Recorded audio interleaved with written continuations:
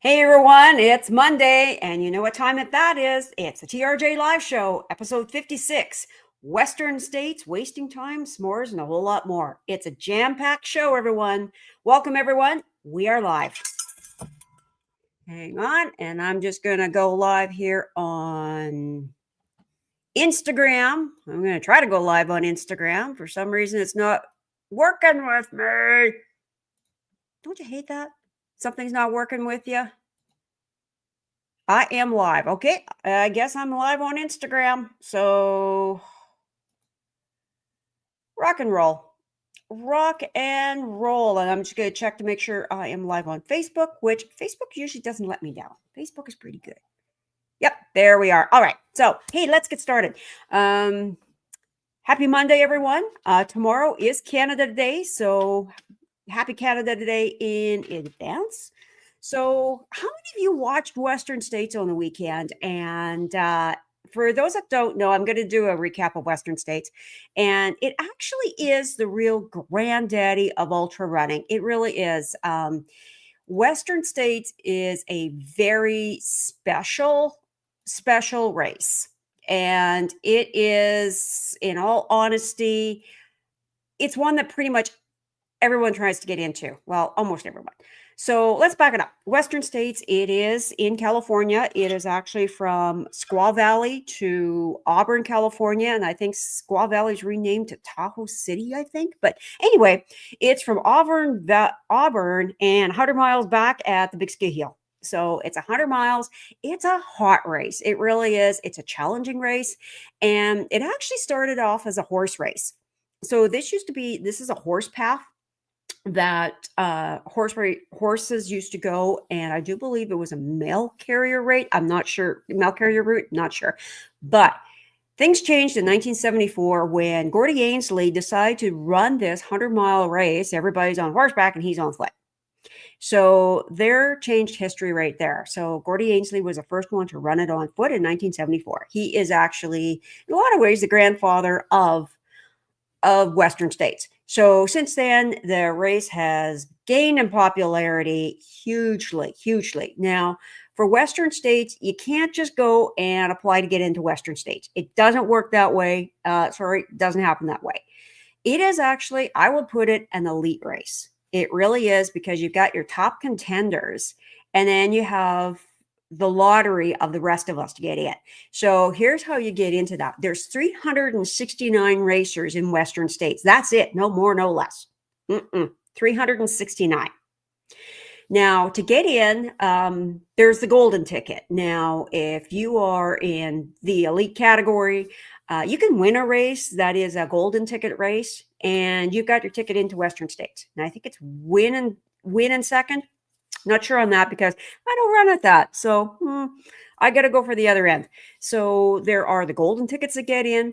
And then how does everyone else go in?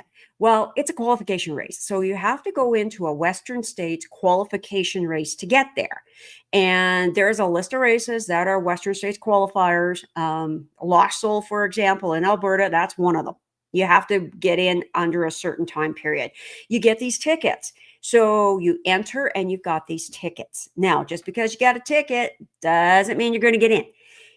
It's a lottery. Basically, everybody who's got tickets, it's a lottery to get in. So they have their drawing. It's in November, I believe. Yeah, November. And that's actually quite exciting, because then you get to see out of how many thousands of entrants, and there are 5,000 to 7,000 entrants into these things. So out of those entrants, who gets picked? Now, not everybody has one ticket.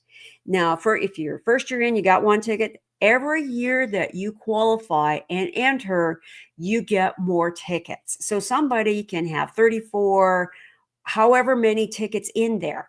Now, have I seen somebody the first year entering get into the race? Yes, I have. I have seen people that have been entering for years and years and years, and they still can't get in. So it is one that if you don't get in the first year, you keep trying until you get in there. So my friend Shane was in there this year. He had 32 tickets. So I was watching him, and I was watching Killian Jornet. because, of course, everybody watches Killian. And Killian did win in 2011. He placed third this time around. And actually, the top three guys were about 10 minutes apart. That's not a long time. So, yeah, to qualify for Western States, you first got to qualify. You got to qualify in a race. That's a qualifying race. Then you get you've got your tickets, and then you enter, and then you see if you drive. So it's, for some, it could be a very long process to get in, and it's a process that you keep going and keep going in a lot of ways until you get in there. Now, there's people from all over the world in this race. It is a fascinating race to watch. And one of my favorites, of course, watching on live stream where both Shane and Killian were, it's the golden hour. Now, when they come into Auburn, California, they're coming in on the track. And the golden hour is honestly one of the best inspirational things that you can watch. And my favorite is Gunhild Swenson. This was pre-COVID when she came in. It was actually Rob Craw who won the race that actually ran her in. Oh, I get emotional just thinking about it. It was that she was coming in and she was really close to that line for coming in. And by the way, at this race, the stands aren't empty. The golden hour, if you want something for inspiration, you want to get some tears flowing, go watch the golden hour on YouTube. It is absolutely phenomenal. Phenomenal. So that's one of the best things to watch. So for now, we the next thing for Western States is in November. We get to see who's running it next year. So Western States, congrats to anybody who is in there. Congrats to anybody. That is a hard race to get into, number one. There's a training camp that happens before that. It's well advised to go into the training camp because you get to see quite a bit of the race. And Shane was at the training camp and he said, yeah, I got to see quite a bit of that race. And yeah, race day is race day. When it comes down to it, you could be the best runner out there, but race day is race day. And Western States, it's a tough race. It really is. It's a tough race, but it's, yeah, it's one, personally, it's not a one of mine that I am striving for because I'm just way back at the pack. So I don't know. I just love to watch it. So speaking of watching, let's talk about wasting some time. And how many of us are on, okay, raise your hand. Who here is a type A personality? Type A personalities, and actually ultramarathon runners, we track the type A personalities and we think we've got to be doing something all the time. And a lot of times this leads to our training. And I read an article this morning that actually really spoke to me because I've been out of I'm going to say the general workforce since 2009, actually probably 2010, but I haven't rested ever since. I've been going and going, trying, whether it's my training or whether to go online with run coaching, whatever it was. Going. And I had a bout of where the recent weather systems are coming through. They really nailed my sinuses and I was tired. It was hard to keep my eyes open. And this morning I woke up and the words came to me, this is the first time your body's really unwinding. That really hit. And then synchronicity happens on my phone. I get this newsletter. It was about wasting time. And where wasting time isn't a waste of time. And the author of this one saw a YouTube video on this fellow, and this fellow divided his days up. And here's what his days looked like: 14 hours of work, 4 hours of sleep, 4 hours of family, and then 2 hours of, I have no idea. I have no idea what he did in the 2 hours. And he was impressed with how much he got done. And when you think about it, when you look, 14 hours of work, and then you've got, it's ding, ding, ding, ding, ding, how much you can get done. Every second counted, every minute counted. You got so much done. And this author tried that. And you know what he found out? Not only was he damn tired, he was also unhappy. So he actually slowed things down. He found the best meaning in just being. In sitting on a park bench and kind of watching the world go by, walking through a dense forest, walking through the forest and just looking at the trees, looking at the surroundings, at the top of the mountain, just looking and being, and just laying in a meadow and just lying there. Those are the best meanings. The monks will create sand structures out of colored sand, and when it's finished, it's destroyed because it's all about the meaning. It's all about the journey. And when we hear in run training, and I've heard this, it's enjoy the journey, enjoy the journey. But it really doesn't sink in. It doesn't sink in until something happens, and it does. And when you think about it, when you're going for your runs, particularly your recovery runs, hello, y'all, that's what your recovery runs are for. It is for you to recover. This is the time to really soak it in. Like when you're out at your recovery runs, what are you doing? Are you trying to get that next best time? Go faster, faster, faster? That's not the point of a recovery run. Are you going out, some of your recovery, you just go, hell with it. I'll just walk it. I will walk, I'll hike, I'll climb, I'll just go be with somebody. There's races that I've entered, half marathons. I'm with my friend Sherry, and we use it as a visit. And I'm not trying to get anywhere fast. I'm just being there. Now, it's also Canada Day tomorrow. What are you doing for just being there? Just last night, I was on my deck. I looked out at my pasture and I looked and went, I own all this. This is fantastic. And I was just appreciating that golden hour. That is the hour before sunset, by the way. Best photography. And I was appreciating that golden hour. And it was just I was just sitting there, just watching the world get 1 minute older. How do you, when you're doing whether it's a long run or you're sitting and enjoying yourselves, what are some ways that you are basically, quote unquote, wasting time, but actually doing the best thing for you? Best thing for your soul and the best thing for your body. In Death Race, one of the pieces of advice a lot of people will write is pick up your head. A lot of times in races, people tend to focus on going, and their head is down. Pick up your head and look at the view. How many of you, when you're running, you take pictures? I do. I know for me, when I'm going for a longer run, I'm snap happy at the first part of my run because, number one, I'm not warmed up yet, but I'm snap happy. I'm taking pictures all over the place. And then I get serious. How many of you take pictures on your run? How many of you go stop and go, oh, that's a cool mushroom? Or look at a bird. They hear a bird and they see a bird. Think about how to make your runs more meaningful in that way. And you know what? You're doing your body a lot of good.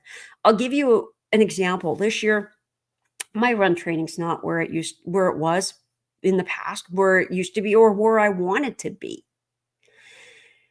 I've been hiking, I've been walking, I've been doing yoga. But at Eddie's, I was right where I was before. That 10K was a time that nailed it. Crazy muley. I went in. I didn't know how I was going to be. Didn't know. Ended up that I was only 10 minutes slower than 2 years ago when I was focused on that race. Only 10 minutes. And here's to think about it. I wasn't training. I looked and went, I'm not trained like I was. But what I did do is I slowed down. I healed. I did a boat ton of healing. And I focused on the base. I focused on my base with yoga, with walking, and to get a good, solid walking thing in there. I gave a talk at the running room, and it was marathon runners, half marathon runners. And it says, hands up, how many of you have a good, solid, damn solid power hiking pace, solid walking pace? And they kind of looked at me funny. And I went, you know what? There's a point in that race. You can't walk. You can't run anymore. You can't run, period. You're not running up a hill. Unless you're Killian Jornet. And by the way, he also walks. But there's a point of time of where if the race is too long, you're too tired, the terrain demands it, a good solid hiking pace will pull you through. Crazy muley in those sand dunes. Power hike. Power hike. So I'm going into Great White North this coming weekend. I have no idea how I'm going to be. But I know one thing, I can finish it. That's all that's important to me. So how do you make your runs meaningful? And it's a lot more meaning than what it says on the watch. Oh, and by the way, if you didn't catch my reel from last night, I had my husband pick the route. And yeah, he picked the route that looked like Captain Underpants. Like, thanks. We got a root. I have a root on my Strava that looks like a set of underwear. Had to go, Dennis. So think about ways of how you are making your runs more meaningful, whether it's taking photography, enjoying, just walking, just being. So the last part of it, I have a food review. Yes, I sure do. I have a food review. It is, you may have seen these in Costco, but it came up in our Five Peaks Ambassador group. I'm reviewing these guys. Five Peaks S'mores. I decided to get some. I rarely get stuff like this, but I decided to get some, and I'm going to do a food review for you. And not only that, I'm doing a food review because these Five Peaks and these Five Peaks, these ones right here, are not related. Let's be straight. Okay, there we go. There we go. My camera's backwards to where I am, so it's straightened out my cap. There we go. So these two Five Peaks are not related. Should they be? Should they be? Should these two get together? Well, I'm going to review to see if they should get together. Jake, are you listening? So Five Peaks, I'm going to go into the company a little bit. The Five Peaks is women-owned. They are from Austin, Texas. And why I decided to get these things is because they're gluten-free, they're dairy-free, and there's also no high-fructose corn syrup. And you think about, well, there's marshmallow in there. How could it not be? Marshmallow could also be made with cassava syrup, so it actually can be without the high-fructose corn syrup. But I decided to give these a try. I haven't had s'mores in forever because of me being gluten-free. And yeah, I haven't had s'mores in forever, so I thought I'd give these a try. So, all right, so here we go. Number one, inside the box, there's two boxes. So if you eat a box, you're only eating half the box unless you eat two boxes. Then you're saying you're eating two boxes if you eat a whole box. So that's nice in that way. Here they are. Here are these nice little guys. It's nicely wrapped up. So each s'more is individual, and they look pretty. And you know what? The branding is a lot of the same color. I think that's hysterical. So let's take a look inside. One thing with me being running, I look for certain things when I'm out on the race, like with a food. How easy is it to unwrap? How easy is it to get at? Because my hands are dirty. I'm hungry. I don't want to fart around and fight with the food. That's just not a good combination. So let's look. Oh, this opens easily. Opens easily. And here we go. Here we go. My first thought is, dude, can you have a little bit more marshmallow in here? Now, one thing I will say, I can feel the chocolate melting on my fingers. So right away, this is not one that I would, that tastes good. I wouldn't take this out if I was on the course and eat it. I would have it in the wrapper. And then my question is, would I have chocolate all over the wrapper? So for this, I would want to have this in, for example, I would want to have this in my cooler and this being a snack when I come in. So I'd want to have this a little cooler. But, you know, we've got chocolate on top. We've got like a graham, a cookie, and there's marshmallow in there and there's chocolate. So let's see how this tastes.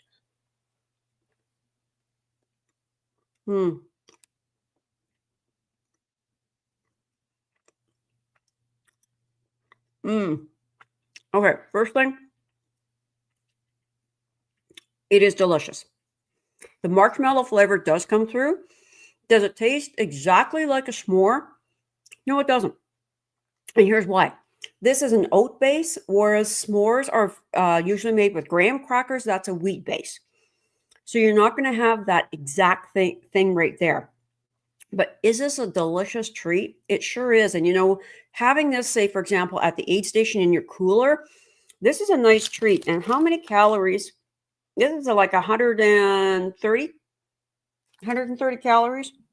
Yes, 130 calories per cookie. That's not bad. 130 calories per cookie. I'm going to have I'm going to have another bite. So these are delicious. And I think these two should actually get together for a date. It would be also fantastic if we can get Five Peaks foods at the Five Peaks races. Can you imagine taking this cookie, roasting a marshmallow? If you want more marshmallow in there, roasting a cookie or roasting a marshmallow, putting it on top of it, having 2 cookies and a marshmallow. Oh, now we're talking. Now we're talking. It is actually quite delicious. I'm enjoying the flavor for this. It is quite yummy. There's good chocolate. It's a dark chocolate, so it comes through. Marshmallow flavor comes through. It does have the sweetness that marshmallows do, so it's one I'd recommend to give a try, especially if you're gluten-free. You know what? Even if you're not gluten-free, what the hell? Give it a try. The packaging I do like. I'm not talking from an environmental point of view. I'm talking about, is it something I could take with me on a race? In colder weather, this can definitely go in my pack. But I've been holding the chocolate, so you're going to see how much chocolate's melted on my fingers. All right. That's how much chocolate is melted on my fingers. Normally, that's not a bad thing. But it is in a race when my hands are dirty. And I have no idea what the heck I've got on my hands. So that would be a consideration. Then I have to lick off the wrapper. But as I said, kept in a place cool that you can have as a treat coming in. Having this as a treat when you're coming in. It's been a hard leg and things are not going right. Now the aftertaste of this is pretty good. If you don't like dates, dates are one of the ingredients, and I could taste a little bit of date coming through. Me, I happen to love dates. But as I said before, does this taste exactly like a s'more that graham crackers, chocolate, marshmallow? Doesn't taste exactly like it, but it's a darn good substitute, and it actually tastes very, very good. I'd be happy to have this in my race gear somewhere, but someplace it wouldn't melt. So that's a thing to keep in mind. I wouldn't use this in hot weather unless it's in a cooler. So do I think that Five Peaks and Five Peaks should actually have a conversation? Hot conversation of coffee to see if we can get some up here for our 5 peak races. I think that'd be pretty cool. I think it'd be a good thing. Jake, you listening? So anyhow, there you have it. That is worth a try for sure. And I found these at Costco in the cookie aisle. And yeah, definitely worth it to give these a try. Good summertime snack. As I said, take 2 cookies, put a marshmallow in the middle. There you go. There's your marshmallow. So happy Canada Day, everyone. Celebrate well. Get out there. Just, get with your family. Appreciate nature. Have a good celebration. And for my American friends, happy 4th of July. You guys got a long weekend coming up. That's pretty sweet. So in the meantime, get out there, get some watermelon, get some s'mores, get some camping, get some trail time in. Have an amazing week, and we'll catch you next week. Have a good one.